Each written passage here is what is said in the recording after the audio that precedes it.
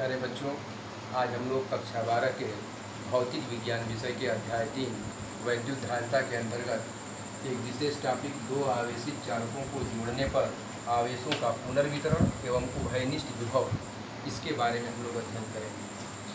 जैसा कि नाम से ही स्पष्ट है, दो आवेशित चालक होंगे। मान लिया एक चालक 1 है और दूसरा चालक 2। चालक 1 की धारिता C1 है, चालक 2 की धारिता C2 है। चालक 1 को आवेश हम लोग जब Q1 देते हैं तो उसका विभव V1 हो जाता है। चालक 2 को जब हम लोग आवेश Q2 देते हैं तो उसका विभव V2 हो जाता है। अब हम लोग सूत्र जानते हैं, Q होता है C/V। इस सूत्र से चालक 1 के लिए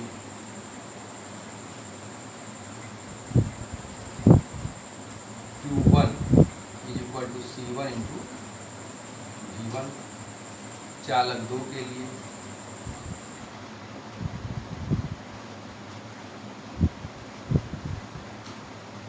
Q2 C2 V। यह हुआ है सूत्र Q C/V से।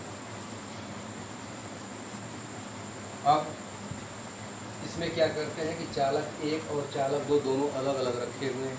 अब हम लोग क्या करेंगे, इन दोनों चालकों को जोड़ेंगे।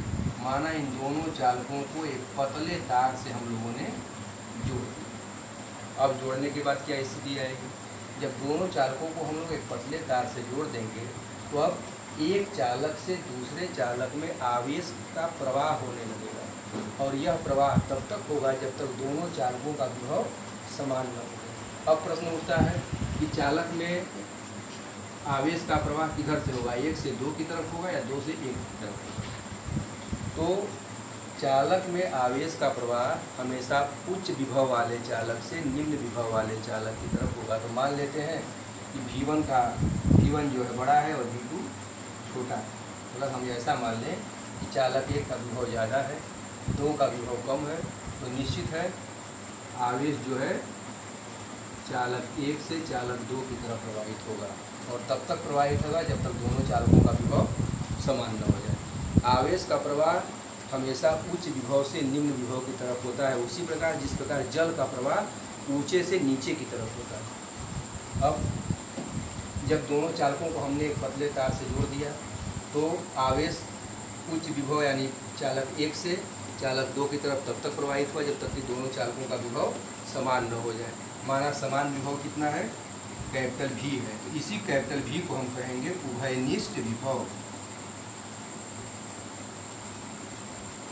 उभयनिष्ठ विभव माने दोनों चालकों को पतले तार से जोड़ने पर जब दोनों चालकों में एक चालक से दूसरे चालक में आवेश का प्रवाह होना शुरू होगा तो आवेश का प्रवाह तब रुकेगा जब दोनों चालकों का विभव समान होगा। इस विभव समान को हम कहेंगे उभयनिष्ठ विभव। इसको हम प्रदर्शित करते हैं V से। इस समय क्या होगा, जब आवेश इसमें से इसमें प्रवाहित हुआ तो किसी में आवेश कम हुआ होगा, किसी में आवेश ज़्यादा हुआ होगा। तो मान लिया कि अब इसमें आवेश का मान Q1 की जगह कितना हो गया, Q1 डैश हो गया, और इसमें आवेश का मान Q2 की जगह Q2 डैश हो गया।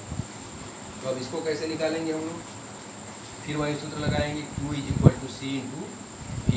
तो इस सूत्र से Q1 डैश आवेश प्रवाह के बाद की स्थिति है, C का मान C1,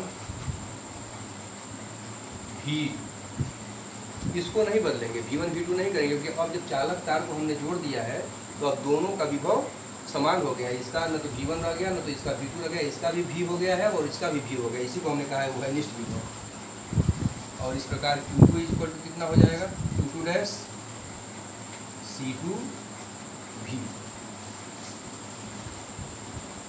इसको समीकरण 1 कर लीजिए, इसको समीकरण 2 कर लीजिए। समीकरण 1 में 2 का भाग दे दो, Q1 डैश बटा Q2 डैश C1V बटा C2V। V से V कैंसिल हो जाएगा, Q1 डैश बटा Q2 डैश C1 बटा C2। इस सूत्र से यह निष्कर्ष निकलता है कि दो गोली चालकों को तार से जोड़ने पर उनमें आवेशों का पुनर्वितरण होता है और आवेशों का पुनर्वितरण उन चालकों के धारिताओं के अनुपात में होता है। दूसरा चीज़, उभयनिष्ठ विभव का मान कैसे निकालेंगे? तो उभयनिष्ठ विभव को हम लोगों ने भी से प्रदर्शित किया है। उभयनिष्ठ विभव बराबर कुल आवेश बटा कुल धारिता बराबर कुल आवेश कितना है? Q1 plus Q2। कुल धारिता कितनी है? C1 प्लस C2, या इसी को हम लोग और लिख सकते हैं, Q1 is equal to C1 V1 है, Q2 की वैल्यू C2 V2 है और बटा C1 प्लस C2। तो यह सूत्र हो जाएगा उभयनिष्ठ विभव। समीकरण 4 जो है, उभयनिष्ठ विभव V is equal to C1 V1 धन C2 V2 बटा C1 प्लस C2। और समीकरण 3 यह प्रदर्शित करता है कि आवेशों के पुनर्वितरण के पश्चात जो है धारिताओं के अनुपात में आवेश का पुनर्वितरण होता है।